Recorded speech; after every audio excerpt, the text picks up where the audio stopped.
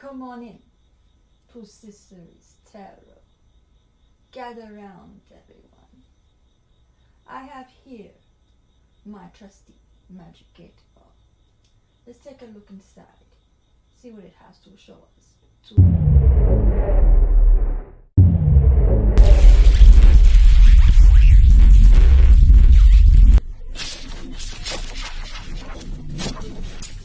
Welcome to Spiritual Message Wednesday.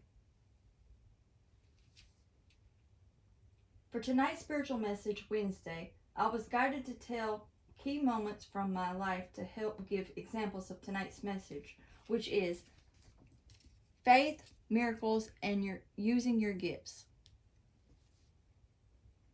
To make the most sense, I'll bring together events that occurred when I was 10, 15, 32, and 38 years of age. As I tell these stories from my life, you'll understand how it unfolds and pieces together, helping to paint the bigger picture, to pave the way for tonight's message. Now, without further ado, let's start the message. And because it's hard for me to remember all this for spiritual message, I write it down. It makes it easier for me to organize. So I'm sure you've noticed the spiritual messages that I give. They're paper, so just thought I would throw that in there. Now, I'll get to it. Not long after I became a Christian at the age of 10, it was a stormy night and the tornado siren was going off, alerting us of a possible tornado, and we were in a warning. As a kid, I was afraid, so I began to pray. After the siren stopped and we were in the clear, I told my mom what I had prayed. I prayed to God, and I told him if we survived this, I promised to do whatever he told me to do. My mom looked at me bewildered. You shouldn't have done that. You don't make promises to God like that. Promises are meant to be kept. You don't do that. I, of course, felt bad and asked for forgiveness, believing I was wrong for making a promise to God like that. Nevertheless, not long after that, my mom's foot went through the bathroom floor. We lived in a very old house. That's it, we're moving. That's the last straw, my mother exclaimed. So my mom, my stepdad at the time, and I went looking to buy a trailer. Since my mom had been buying the place, she was able to use it as a down payment. We only needed a piece of property to put it on. As my mom and I was riding around one day, I heard, "Look up at the sky." So I looked up as I was taken aback by hearing that. You see that single cloud there? As I heard that and acknowledged it, I want you to follow it wherever it goes. Don't question it, just do as you're told. Upon receiving that guidance, I look at my mother. Don't question it. I was told to follow that cloud in front of us wherever it takes us. My mom, looking at me sort of strange, goes along with it. So wherever it went, I told my mom where to turn, until we came to a stop sign right after crossing a concrete bridge over some train tracks. Now where? My mom asked. I'm still looking up, waiting to see where the cloud goes next. It went left. Go left, I told her. Okay, my mom questions but proceeds. At that point, we're in the countryside where I've never been before. We cross a small wooden bridge, and the clouds stop just to the right as we get off the bridge, exposing a small vacant lot. Look, there's an empty spot over there, I exclaimed. As my mom looked, she replies, yeah, and it has a trailer hook up too. We looked over to the left across the road and saw a neighboring trailer. I'll go over there and ask if they know if it's for rent or not. My mom goes on to say, so after talking to them, it turned out it was indeed for rent, and they told my mom who to talk to. And after talking to them, we went to we had it set up, and it was at a price my mom and stepdad could afford, and we had a place to put the trailer and move out of the old house that was falling apart. That was technically the second time I'd experienced my clairaudience, and God speaking to me. But that was the biggest moment for me at the time. The first time was when I was 5 years old. It helped me in that moment, but that's another story. Time went on and I experienced other times, but I won't get into those, only focus on the key moments for tonight's message. When I was around 15 or so, I was attending church, and ironically, as I tell my story, it was Wednesday night service, and I was in the youth service. This was a moment that paved the way for me further. How so? First feeling different, but not in a good way. But God paved my way anyway. My youth minister was talking about how all, keyword all, psychics were bad and worked for the devil, and they only knew things because of the devil, and also contradicting himself. But they will tell you, you'll buy a camper, for instance, and then they have a camper for sale on their front lawn. He was referring to a local psychic in my small town. I knew who he was referring to, and he said her name. She had a big sign on her front lawn with her business name, etc. on it. As he said this,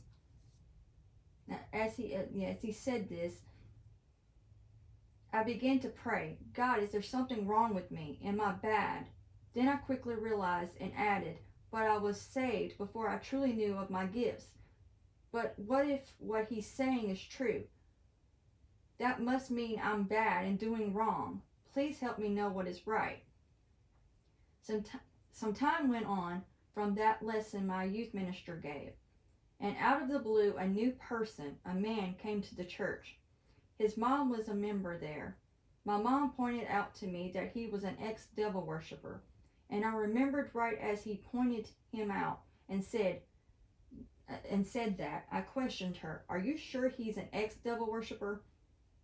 She looks at me. He said he is, and his mom said he is. Something inside of me felt off. I wasn't convinced. Something seemed off to me about him. Every time I was around him, my whole fiber of my being screamed something wasn't right. Some time had passed, and my friends and I were at the park. They had a Labor Day festival going. I went with them and one of my friends' mom.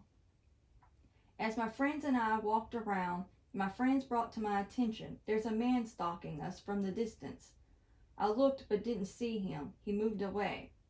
My friends said it again moments later. There he is again. This time I saw him. It was that ex-devil worshiper from church, and he seemed to be looking right at me. I said, yeah, he goes to my church. He's supposedly an ex-devil worshiper, but I'm not so sure. My friends pointed out his tattoos. I don't know, but he has an upside-down cross tattoo on his arm. I said all I can go by is what I'm told. But he definitely was stalking what I thought was my friends and I. Everywhere he turned, there he was, watching and lurking. So my friends and I decided to look for the mom that brought us to the festival. We wanted to leave ASAP. After we finally found our friend's mom, she was ready to go too. So it worked out, so we thought. As we arrived at the apartments, my mom and I moved to an apartment by then, and it was only her and I at that point. My friends and I went to my apartment and told my mom about the man at church stalking us at the park. He looked to be around the age of his mid to late 20s or 30s. And my friends were only a year or 2 years younger than me. I was 15, almost 16 at this point. We then tell my mom we're going to go walk around town, figuring it would be safe, and we long lost that man. After my friends and I returned to the apartments from the walking, and just as we walked into the hallway, there he was, that man from church walking down the hallway. Right as we approached my apartment, it was the first one on the right. He stops, says nothing, and stares not at me, through me. I could tell he wasn't just looking at me, and stood there as my friends panicked, knocking on my door for my mom to answer. My mom finally answers, and my friends hightails it out of there. We gotta go. This man still piercing through me the whole time this was occurring. I felt so uncomfortable. I turned to my mom with a look of help me. As he approaches behind me, may I come in? Before I knew it, my mom responded. I guess. I gave her a crazy look as I walked in. I thought to myself, has my mom completely lost it? The man walks inside right behind me. Against my better judgment, after him sitting down and us all talking, I started to think maybe it was me who misjudged this man and ended up letting my guard down when I shouldn't have. Right before he left, he asked if it was okay to come back tomorrow with the pizza, and my mom was a bit hesitant but said okay. I even told her after he left, maybe I had misjudged him, although him stalking kept nudging at me. The next day he came back with pizza as he said. After we ate, I suggested we play Trivia Pursuit, but only the cards. Mama, as usual, didn't care to play, so only the man and I did at the table. My mom was in the kitchen or nearby. Well, being a teenager, I didn't know all the answers, and I had a tendency when I didn't know something, I would giggle. He turns to me and snaps, "Don't be stupid." Something my dad sometimes said to me, and I went from laughing to a saddened expression. The man then went silent, then replied, "I have to go." But it's what he did as he left. He did something I would forget, but later remembered. As he stood up, he put his hands over me and in a downward spiral and felt energy go through me. This happened to me again later in life, and it brought me back to that moment. He then left. Never heard from him nor saw him again, not even at church. Soon after, the church I went to had a falling out. All the cliques left, and one of them including that youth minister and his family, in which I later learned from my mom the youth minister and his wife split and divorced. Then my home had a split too. My mom became mean to me and left bruise marks on my wrist because I felt unheard, and I tried to speak up, and she squeezed my wrist until I went to my knees. They bruised because I tried to squeeze back to have her loosen her grip. She was hurting me. She only squeezed harder. The look in her eyes is what scared me the most. It was a look of hatred. It wasn't my mother. Not the one I once knew. Give me a moment.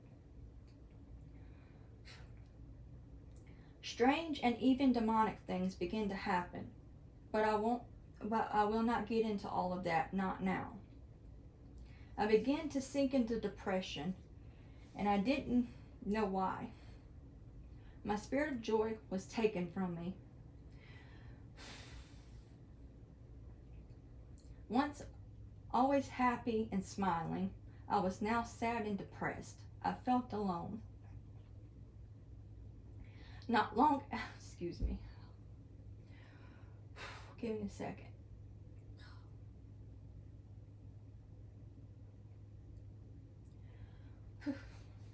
Not long after we moved, I felt a bit better there.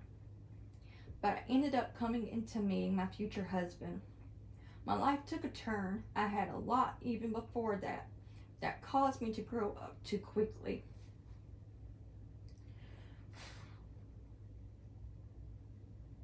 But I ended up meeting someone and marrying way too young.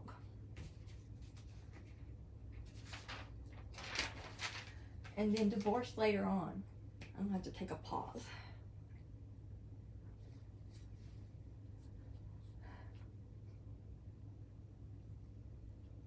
Excuse me, just give me a minute.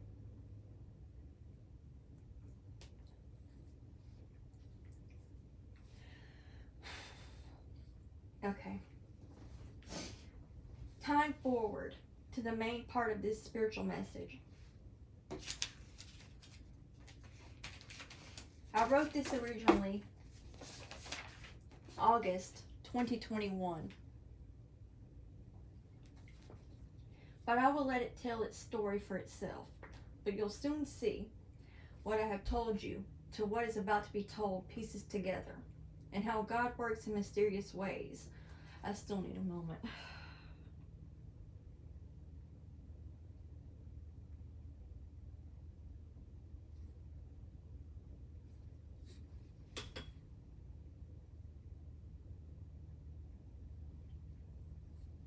Just excuse me. Okay.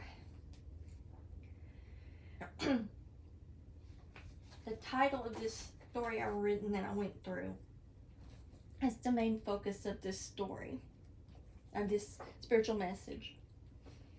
The title is A Game of Twister I Never Want to Play Again. A twist of fate transpired my near-death experience in a tornado, a ride of a lifetime. As a result, it gave me wings to fly. Transforming me into a spiritual butterfly meant to soar higher heights, beyond my expectations and my limiting beliefs.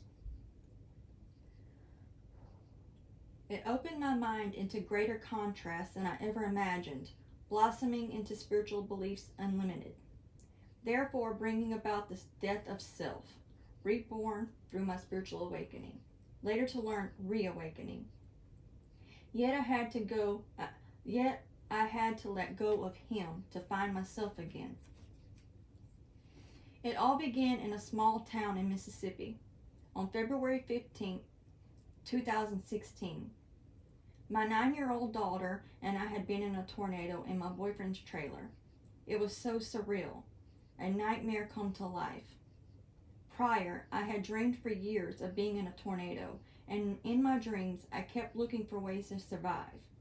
Then I had a dream. I was in a tornado at my boyfriend's trailer. This was the only time I dreamt it was at the location I was occupying. Surprisingly, the weather was worse than expected that day. We weren't able to go anywhere due to no one being home across the road. His trailer was in the country. As a result, we were confined to stay. Considering our lack of options, we hatched a plan. Where to take cover, leaving us to choose the middle of the living room floor. Deciding to lie flat despite usual circumstances, we didn't have that luxury. Keeping in mind that staying inside was the more appealing option, opposed to being sucked out. Ping, ping, ping! It began to hail and the lights went out, almost completely dark. My boyfriend exclaimed, "Take cover!" Swish! We hit the floor. Then the tornado hit as we heard the loud roaring wind. First the left side of the trailer came up. Swish! We slid to the right of the trailer, next to a window. Shatter! It burst and broke. Then the right side came up. Swish! As we slid forward. The trailer began to lift into the air. We slid one last time, back, and my daughter slid underneath me. As this was all happening, whoosh! The roof was torn off. Praying the whole time as I looked out the window beside me, then above us. There was an opening where the wall held us in. I consistently looked back and forth between the two. Consequently, we were hovering, extended in the air, silent as the wind gave way from under the trailer. I continued to pray.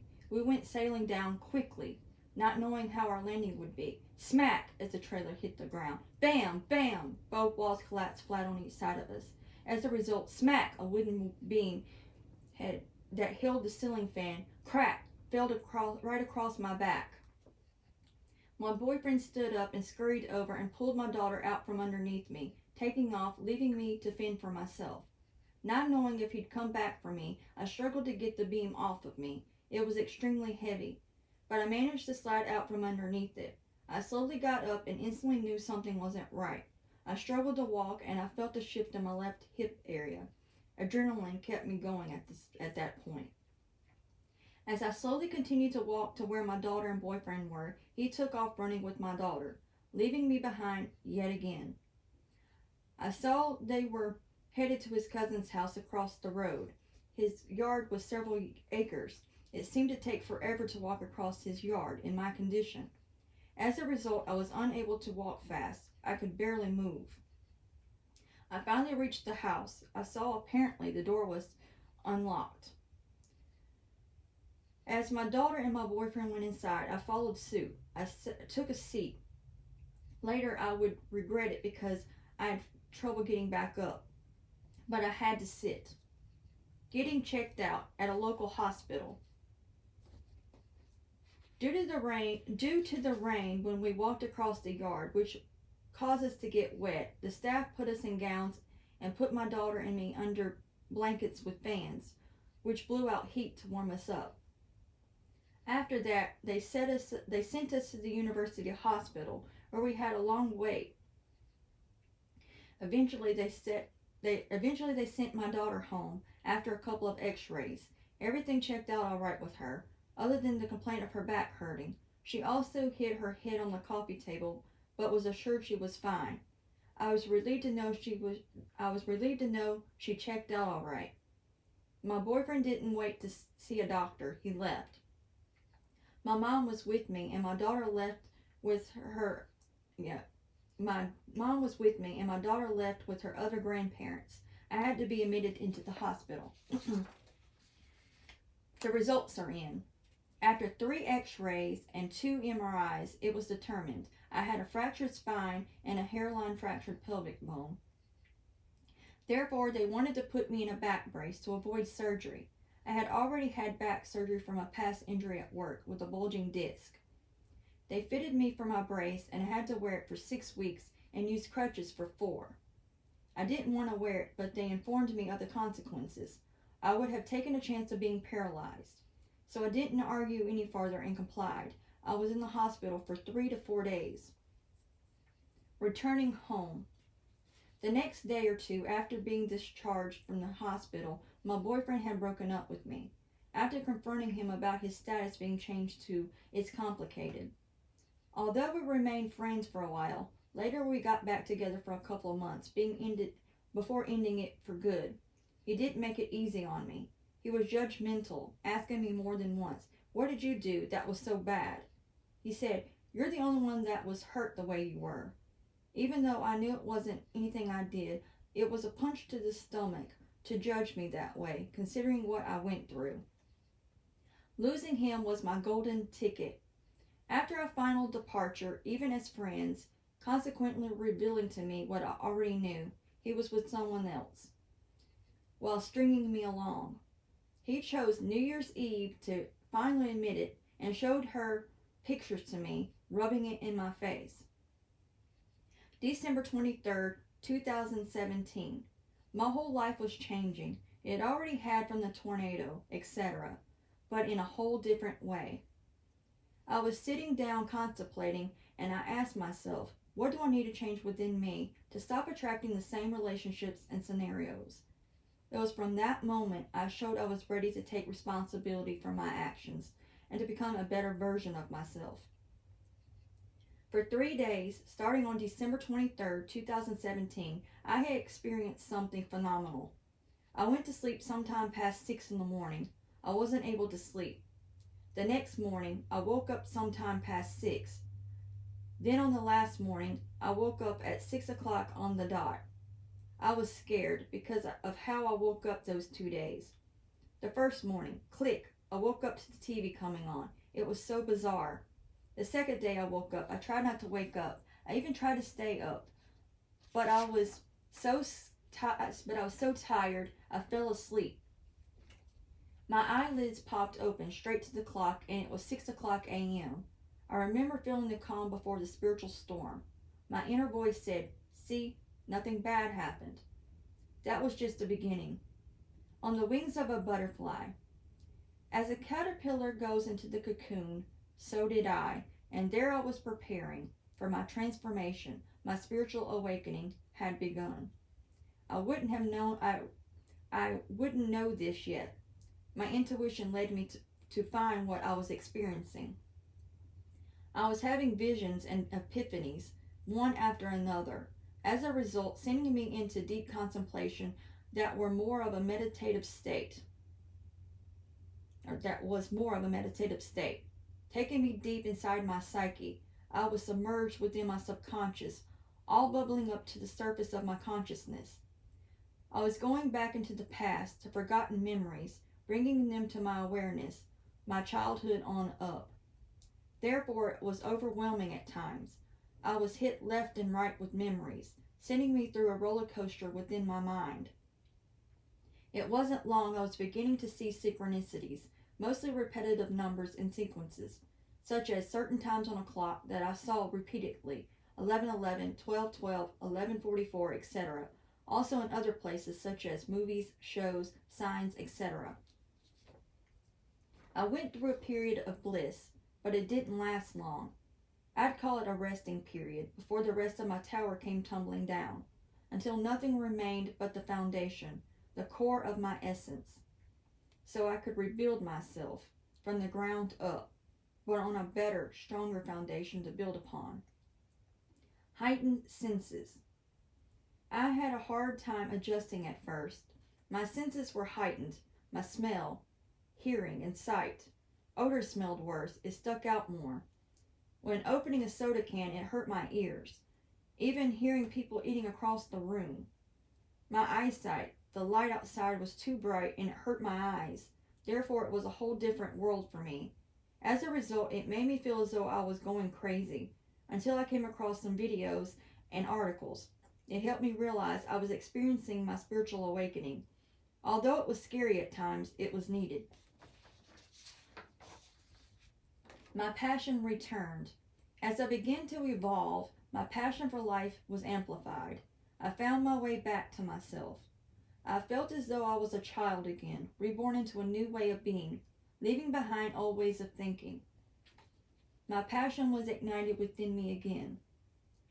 Since I was 12, I wanted to write, not only write, but write screenplays and direct movies. As a result of choosing to get married so young and then had children, I felt I had to give that up. Even so, I still wanted to write. I tried to write a book 3 times. Each time something happened to it. The 3rd time, I wrote a significant amount of my book, and it was destroyed in the tornado. A month or 2 before the tornado, I kept hearing, write something inspirational. I kept saying, I don't know anything inspirational to write. After the tornado, an acquaintance suggested I should write a book about my experience. They brought it to my attention the night before my spiritual awakening started. After not writing for a while, I lost my passion to write. It wasn't until after the acquaintance that it was reignited in me. Almost 2 years later, the rest of my passion was ignited within me once again. In the summer of 2019, I had a realization. I had to start over, and my kids were older now. I thought, why not? Why not go after what I truly wanted? My passion for writing screenplays and directing movies came back to life in me. I've always loved sci-fi, so it was a no-brainer. I wanted to write and direct sci-fi movies. Transforming. During my journey as I began to transform, I was becoming the beautiful butterfly I was meant to be. I have worked on healing inside and out, changing my lifestyle. I became more consciously aware of the foods I ate and started eating better, as well as exercising more. Also, I've been working on building skills, my craft as a writer, etc., such as reading tons of books from screenwriting, directing, and writing in general. Similarly, I've been taking some courses such as creative writing and freelance writing, etc. Staying on track. I have made 4 vision boards and positive affirmations to say to myself. Likewise, I have a journal titled My Manifestation Book of Reality, all to keep me focused, staying on track, and setting my intentions on what I want to accomplish. Currently, I'm writing a book, my autobiography. I still have much more to tell, as well as a screenplay in which I'm also taking a screenwriting course, and 3 other writing projects on the back burner. In addition, I have plans to attend film school, give back, and help others. Besides being my creative self, I want to help others become better versions of themselves. Everyone deserves to be their best selves. In conclusion, a near-death experience brought out the best in me. For instance, I became more open-minded and compassionate, caring, and understanding. Also, losing someone toxic for me gave me the courage to find myself. For these reasons, it taught me how to unconditionally love myself. I want to help others through their journey as well. May you too find your wings to fly. Excuse that if you heard that. I'm going into the bathroom. But that is all of that part of the story.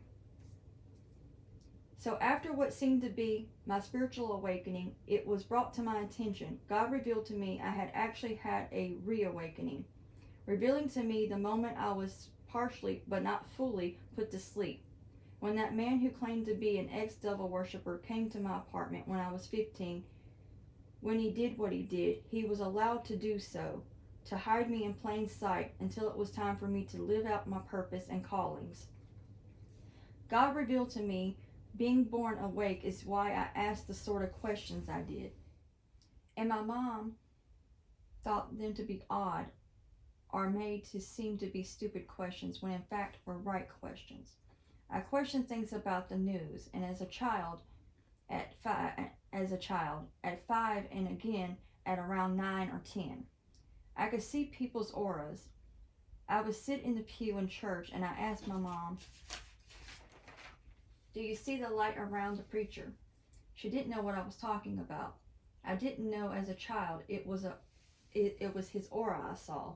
It was bright and pure. I remember just being mesmerized by it.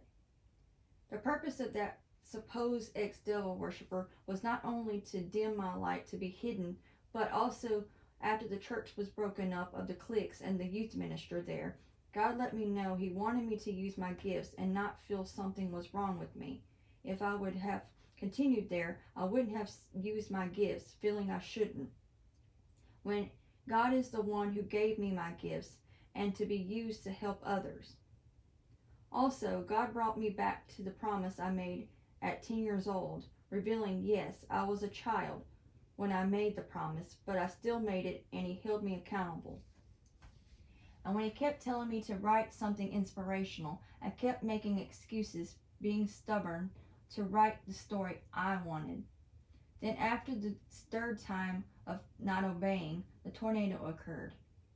And that also my heart and soul knew I was meant to serve God when I made that promise. But then also he revealed to me shortly after, unlike making a deal with the devil, God believes in free will. So he led me to one of the pamphlet books of my mother's with scriptures, and then led me to a passage in the Bible. Then as I realized, as I began to read what God was revealing, there was a way out of my promise. This being last year, a few months before I started my channel. And as soon as I saw what he was showing me, I said, no, I'm going to do the honorable thing and keep my commitment. I'm standing by it.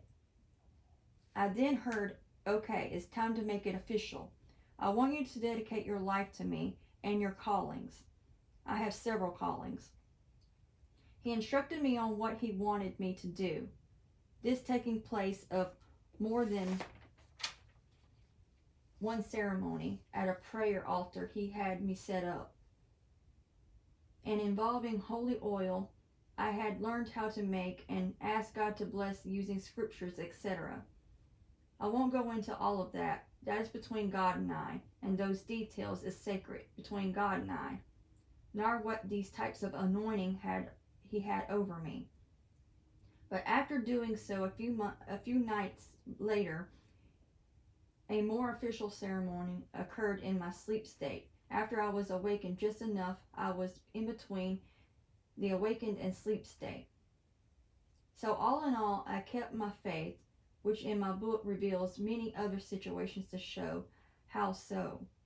The miracle my daughter and I lived through, and how everything was brought full circle to the beginning of my purpose and callings.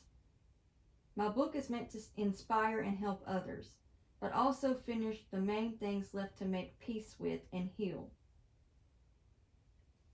That is all of Spiritual Message Wednesday. I hope it has been one that could help you in your spiritual journey, and how faith can and will carry you through so much in life, and how miracles do exist. And even though And even though we are all less than perfect, God still has a purpose for us and how we can still answer our calling in life. Much love to you all.